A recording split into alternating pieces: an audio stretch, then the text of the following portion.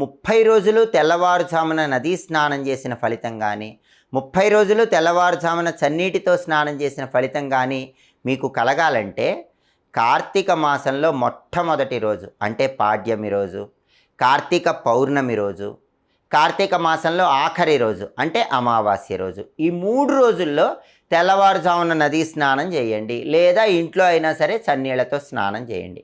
మనకి స్కాంద పురాణం ఏం చెప్తుందంటే కార్తీక మాసంలో మొదటి రోజు, చివరి రోజు, మధ్య రోజు అంటే పాడ్యమి, పౌర్ణమి, అమావాస్య, ఈ 3 రోజుల్లో ఇలా స్నానం చేస్తే కార్తీక మాసంలో నెల రోజులు చేసిన ఫలితం కలుగుతుందని స్కాంద పురాణంలో చెప్పారు. కాబట్టి 30 రోజులు ఇలా తెల్లవారుజామున చన్నీటితో స్నానం చేయటం వీలు కాని వాళ్ళకి స్కాంద పురాణం ఈ ఉపాయం చెప్పింది. ఈ 3 రోజులు స్నానం చేయండి, 30 రోజులు స్నానం చేసిన ఫలితం పొందండి.